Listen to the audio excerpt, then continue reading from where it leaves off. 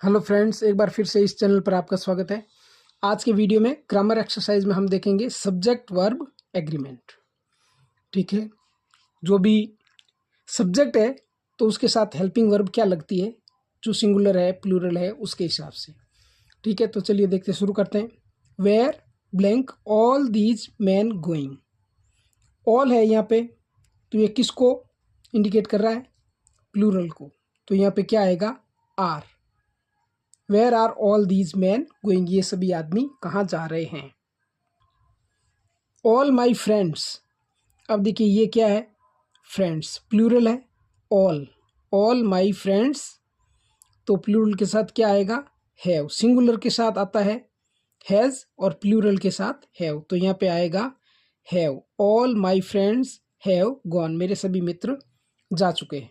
Next, they blank a new house. अब ये क्या है? दे प्लूरल है, तो सिंगुलर के साथ तो हैज़ और प्लूरल के साथ में हैव, तो यहाँ पे क्या आएगा? Have. They have a new house, उनके पास एक नया घर है। नेक्स्ट है number 4, his teeth blank shining, तो आर या इज। तो देखिए जो सिंगुलर है वो है टूथ। टूथ क्या है? सिंगुलर, और टीथ प्लूरल। तो यहाँ पे हम ये जो टीथ दिया हुआ तो हम आर लिखेंगे। His teeth are shining. ठीक है, next, bread and butter blank his favourite breakfast. अब देखिए जो एंड के द्वारा ये दोनों ही दिए हुए साथ में जुड़े हुए हैं, ब्रेड एंड बटर। लेकिन ऐसी दो चीज़ें, ऐसी प्लूरल चीज़ें जो किसी एक सिंगल वर्क यानी एक ही काम को बताती हो। ठीक है, जैसे मान लो ब्रेड और बटर मिलके है वो ब्रेकफास्ट, ना तो इसका अलग से हो सकता है ब्रेकफास्ट, ना बटर का हो सकता है, तो दोनों मिलके एक ही काम कर रहे हैं। ब्रेकफास्ट का मतलब हिस्सा है दोनों ही, तो हम इसको सिंगुलर मानेंगे। ठीक है, तो यहाँ पे क्या आएगा? Is. Bread and butter is his favourite breakfast. Next है, if I blank a word I would fly high. अब देखिए यहाँ पे क्या है? आई के साथ में क्या लगेगा? जैसे नॉर्मल सेंटेंसेस होते हैं अनकंडीशनल, तब तो लगता है वॉज।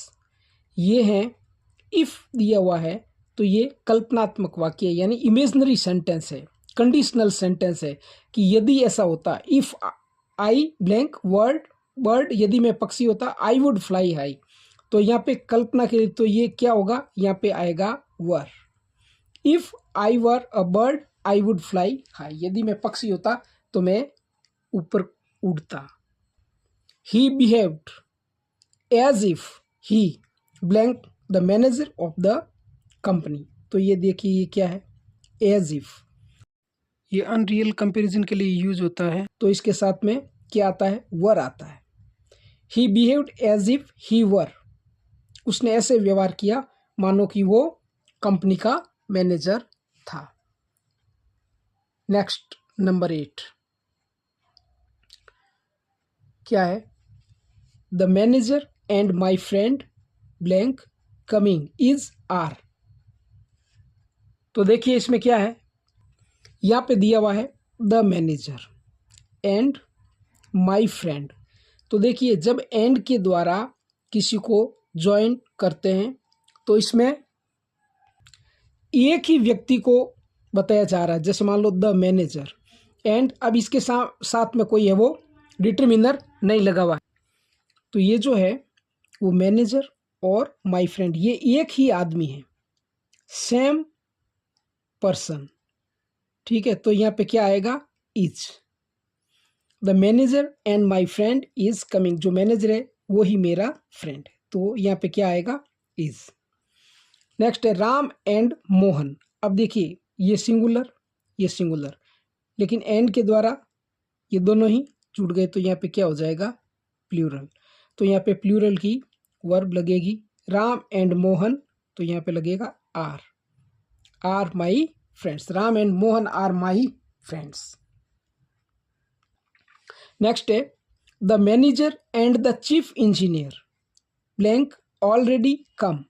तो देखिए ये है द मैनेजर और यहाँ पे भी क्या आर्टिकल लगा है, डिटरमिनर, आर्टिकल को डिटरमिनर भी कहते हैं। यहाँ पे द चीफ इंजीनियर, तो देखिए द मैनेजर और द चीफ इंजीनियर, ये जो इंजीनियर है वो और मैनेजर दोनों ही अलग अलग आदमी हैं। क्यों? क्योंकि इसके द्वारा पता चल रहा है ये है वो, इसका संकेत दे रहा है। तो यहाँ पे क्या आएगा, प्लूरल, दोनों ही मिलके क्या बन जाएंगे, प्लूरल। तो यहाँ पे आएगा प्लूरल के साथ हैव, सिंगुलर के साथ हैज लगता है, प्लूरल के साथ have. The manager and the chief engineer have already come, manager और चीफ इंजीनियर है वो पहले ही आ चुके हैं। Next, slow and steady blank the race win या विंस।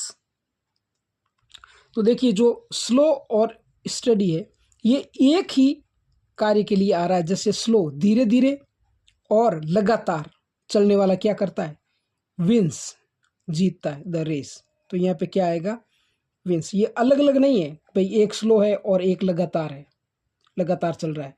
एक ही व्यक्ति के लिए बताया गया, जो धीरे चलता है किंतु लगातार चलता है वो रेस जीतता है। Slow and steady wins the race. Next है number 12, neither Kapil nor Shyam. तो नाइदर का मीन्स होता है न तो, और नॉर का मीन्स और न ही। Neither Kapil nor Shyam blank present, यानी उपस्थित है। न तो कपिल और ना ही श्याम उपस्थित है। तो नाइदर नॉर से जुड़े हुए हैं, पहली बात तो ये ध्यान रखना, नाइदर और नॉर से जुड़े हुए हैं और दोनों ही जगह सिंगुलर सब्जेक्ट है, सिंगुलर नाउन है। तो क्या आएगा इसमें, इज।